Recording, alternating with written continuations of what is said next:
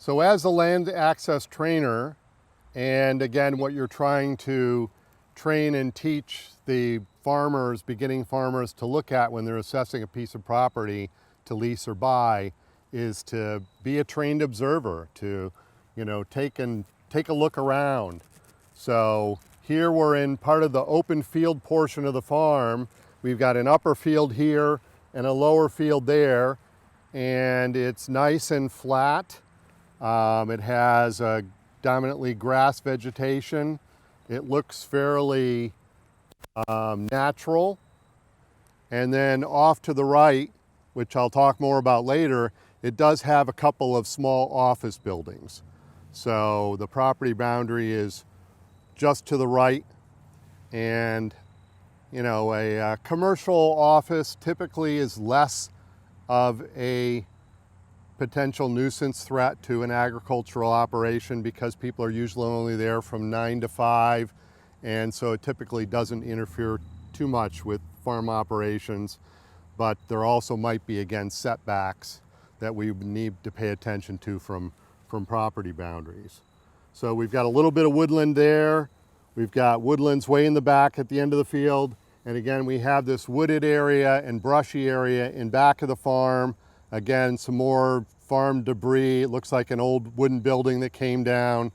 And this area certainly could be examined in more detail to see if there's trees that are worth saving. I see there's a few old apple trees down in there. I think this probably was the kind of the area where the cows would congregate before they'd go in for milking, the barnyard area. So there's actually probably some really fertile soils there. It's just that it's quite overgrown at this point.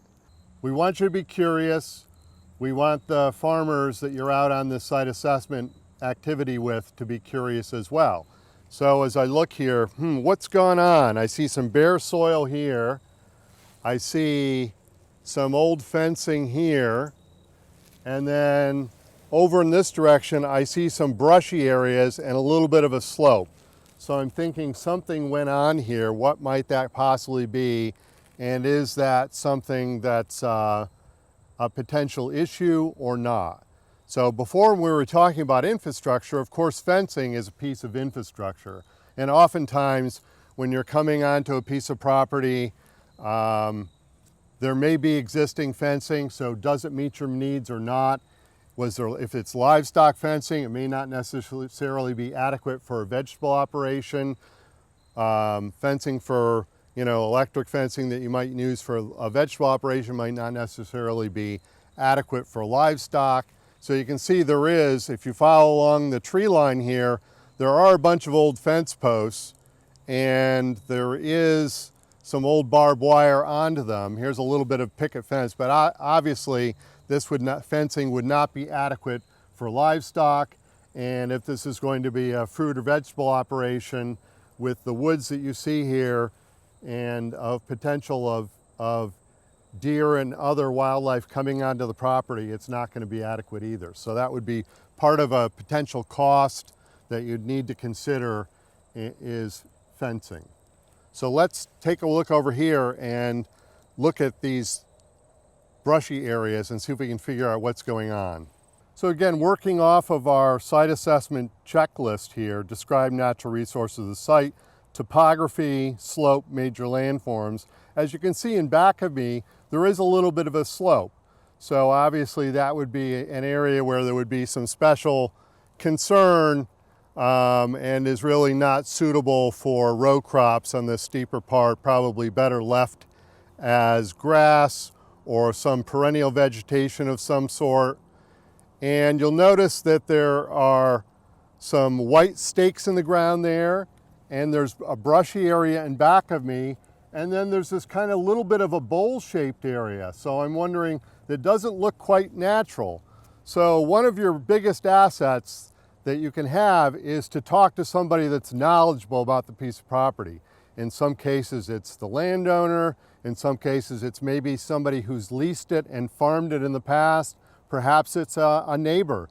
You may find a curious neighbor coming over and asking what you're doing on the property. And great, ask them, what's the history of the property? How have different areas have been used? Why does this little area look different than everything else? Well, come to find out that apparently some sand and gravel were excavated from this area in the past, so the soils were disturbed, some of the topsoil is gone, and so right now it has some of those invasives and brush there, and it was filled back in to some extent, and so that's why it has this little bit of a different feature to it. This area over here with the 2 white stakes and some weeds and a metal stake, as I walk over here, I was surprised to find a manhole cover. Come to find out, there's actually a sewer line easement that goes through the parcel in this direction, and there's a manhole here. So there are some restrictions on what you can place on top of the easement, and you can't restrict access to the pipeline. So that was a really important thing to find out as far as how you might plan on using the property. If you did want to develop some farm structures down in this part of the property, underground utilities, those kinds of things, to realize, one, that there's a sewer line that goes through here and a manhole that someone's going to need access to. So let's continue on down onto the main field. So we're going to continue to talk about the natural resource features here in this part of the field. One, you can see how the grass looks a little bit different here. It's a little more lush, so that to me indicates maybe the soils are different here. And then as I look into the woods off to the right here, I see the vegetation looks a little bit different as well. So this area off to the right is still actually part of the property, and in theory it's something you would have access to if you bought it or leased it to be able to farm it. And though you're wondering, well, why is it wooded? The reason, if I look at the soil map, is that this little piece of the field here and this wooded area off to the right are mapped as a different soil. They're mapped as a Walpole soil, which is a poorly drained soil, which has a seasonal high water table closer to the surface and is actually considered a wetland soil in Connecticut. And so that's a very good reason why the majority of this area has not been cleared and is not farmed. And so obviously, it may be possible that it's, you might be able to harvest some wood in there, wildlife habitat, perhaps, some forest farming of planting some woody materials that are water tolerant that you might be able to harvest. But in general, there's a good reason why this area has not been more actively farmed and why this vegetation looks different here. The other feature here that I think is interesting to point out is that the landowner has done a good job of basically clearing the edge of the field. You don't see a lot of overhanging limbs.